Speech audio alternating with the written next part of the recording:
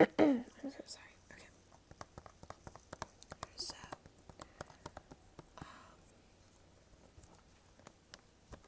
doesn't really do sticky sounds. There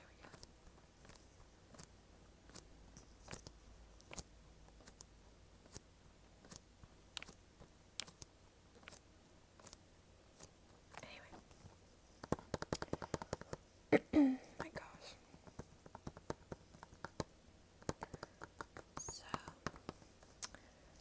I saw The Lovely Bones when I was in 6th grade. And my dog is making noise, sorry. So basically, the story that goes with this, with seeing this movie is that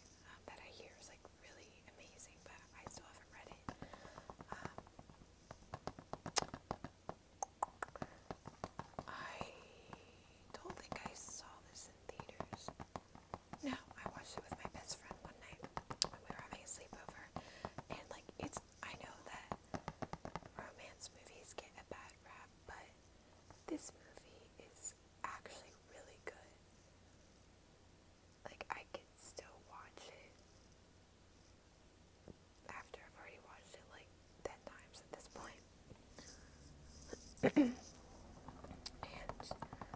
like really enjoy it. I'm definitely a movie rewatcher. I like there are a lot of movies out there that I could just watch for the 10th time and still really enjoy.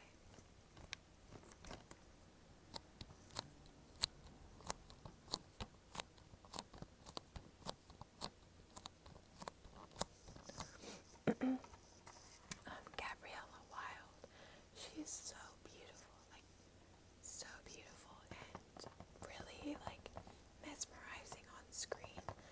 And he's a good actor too, but I think she just kind of like blew him out of the water and as far as acting, because you're just like glued to her because she's got this she just draws you in when she's on screen, and I think she did a great job with the character of Jade Butterfield. Also, her entire like style in this movie, like every outfit she wore, I was like, I need that outfit. Like she definitely has like a look in the movie that's fair. I think a lot of people have done like inspired looks on YouTube for her character, because it's definitely like a beautiful vibe that they gave her in the movie, especially her hairstyles. So yeah, if you like romance movies, I definitely recommend that one. I'm trying to decide how many movies I want to show you. I'll do some tongue clicking while I do that.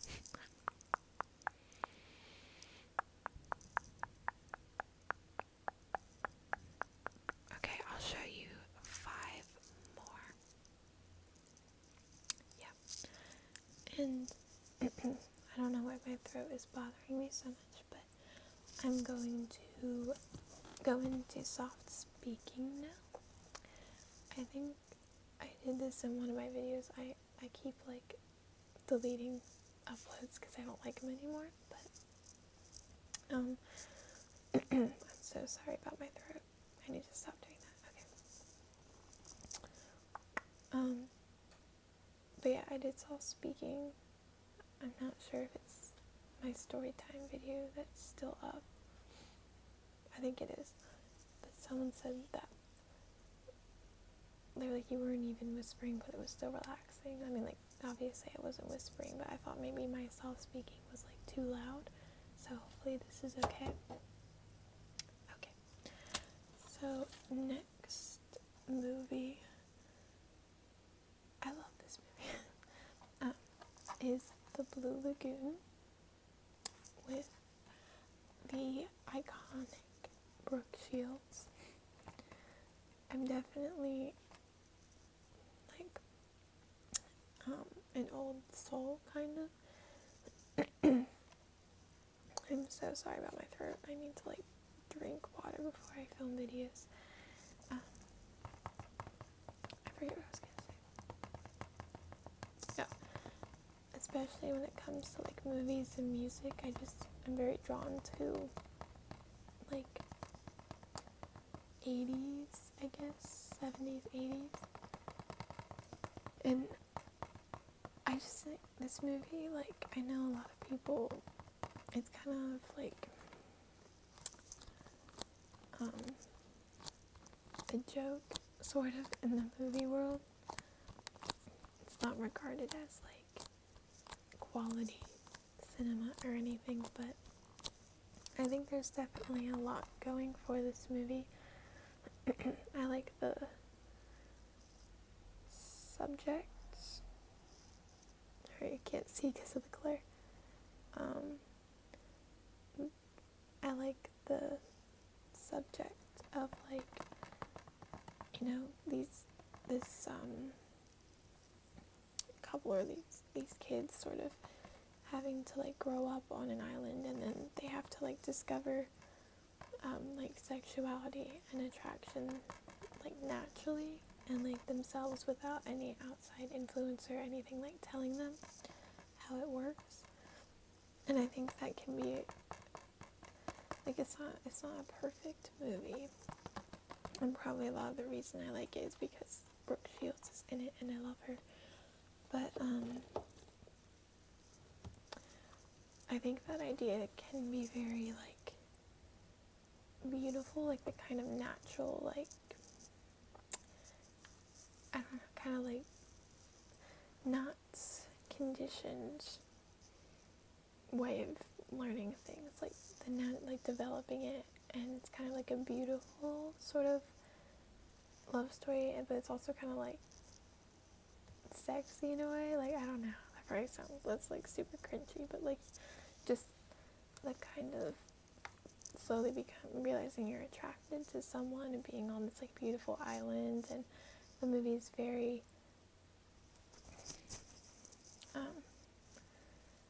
not shy about like on-screen nudity in a way, like they're very comfortable with their bodies and there's no reason for them to wear clothes because they're on this island and it's hot and there's nobody else around really. So I just think it's a cool idea, and I just love the set because they actually filmed on an island in Fiji and they stayed there for 3 months filming, like actually living off the island. Well, like they had more than obviously the characters did in the movie, but I think it's really awesome that they actually like removed themselves from civilization and like stayed on this island that long and learned from the natives that lived there and really kind of submerge themselves in the movie, and I think that's really cool.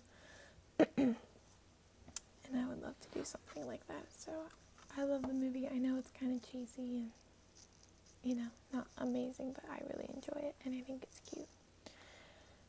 So probably gonna get a lot of eye rolls for this one, but 50 Shades Darker. So I did read the books. Well, actually, I read the first two. I never read the third one. I don't like finishing books or series because I hate when it's over. But I own the first and the second one, so I don't think... Where is it? Oh, I'm not going to get to the first one anyway, but I can probably just skip showing you that because same kind of thing. I'm gonna give a mini rant though because I did love the books. I do think they're very good, and I've heard all the criticisms of it and what people love. Sorry, I got an email. What people love to hate on about it, and it's just kind of annoying at this point because I've like we've heard it all before. Everyone who's a fan of the series, I think it's good. The first movie, I really liked it. I thought it was cast perfectly for the most part. I mean, I don't really love the girl who plays Kate, but that's not like a super important character, but they got these two, I think, were perfect for the roles. I think they did a great job with it. And I think the first movie really stuck to the original source material, and I thought it was actually really good. And one of the best things about it was the soundtrack, and like each song was like perfect. There was really sexy music on there, like I thought. And that's really important, I think, for a movie like this, is the music you choose to play. This one, it's good, but you can really feel the sort of like downgrade. I don't know, I can't speak today. The downgrade from the original's female director and then changing it to a male director. And I'm not trying to be sexist or anything, but there's already way more male directors working in Hollywood, and not enough female ones are getting like the spotlight. So I think it was so great that a woman directed the first one, and I feel like a woman should direct these movies because of the message it's supposed to send, and it's from the point of view of a woman, and I think it should be directed by a woman. And so when they changed it to a guy, I was really disappointed, and you can just tell in the last two movies, like, it's not as good, and I just feel like he didn't know what he was doing with this story, and he kind of ruined it a little bit. I still enjoyed the last two movies, but if it would have stayed with Sam Taylor Johnson, I think they would have been so much better. And the music, that's what really pissed me off the most, was the songs he chose for, like, the sexy scenes. I seem like sex crazy right now, talking about, like, the Blue Lagoon and whatever, but, like, they were not sexy at all. He played, like, pop songs during, like, BDSM or, like, whatever sex scenes, like, pop music, and I was like, I feel like I'm watching, like, some comedic video on YouTube where, like, they take the sex scenes and put, like, a song that absolutely doesn't go with it to make people laugh. Like, it did not work. It did not work at all, and I don't understand why he did that, because I'm, like, watching the scenes, like, really? Like, what is this music? It sucks. Anyway, next movie is The Disaster Artist. If you don't know, this is a movie about the movie The Room by Tommy Wiseau, and it's like a biography comedy kind of movie, and it was really well done. I really commend James Franco. He did a great job embodying this story, and it was so funny. I still have yet to rewatch it, but it was so funny. Obviously what he did at the Golden Globes was kind of shitty, and that made me upset. And then I think allegations about him came out, and that's why he didn't get any Oscar nominations. I'm not sure. I thought the movie would have gotten more attention at the Oscars than it did, but I believe it only got nominated for Best Adapted Screenplay. But Call Me By Your Name won that, thankfully. I really wanted that movie to win something. But yeah, I mean, not much to say about this one, except it's really funny. You don't have to have seen The Room to enjoy it. I knew what The Room was, and I saw some scenes from it, but I have not actually watched the movie, and I really enjoyed this movie. I thought it was so funny, and I do love James Franco. I think he is one of the best comedic actors working right now. I loved the movie Why Him. I thought that was really funny. And yeah, and the movie This Is the End is one of my favorite comedies as well. So yeah, I think this movie's already a little long, so I think I'm just going to show one more actually. So this last movie I'm going to show is one of my absolute favorite movies. What is my hair doing? It was one of my favorite movies of 2017, probably my second favorite film of 2017 overall, and I wish it had gotten more attention at the Oscars, but that is Baby Driver. What is my hair doing? Oh my gosh. There's my dog. So, I don't know what's going on over here, but oh my gosh. And now my dog is beside me.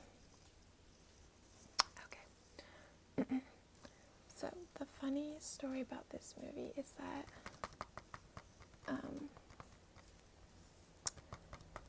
so my boyfriend at the time, I wanted to go see a movie that weekend, and I texted him 3 choices of what to see. Sorry, I'm sure my dog is like annoying with his feet. My boyfriend at the time, I wanted to see movies, and so I texted him 3 options.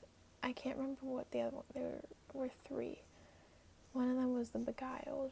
I don't remember what the other one was, and then the third one was Baby Driver. But actually, first, I saw the trailer for Baby Driver in the movie theater, and I thought it looked really stupid, honestly.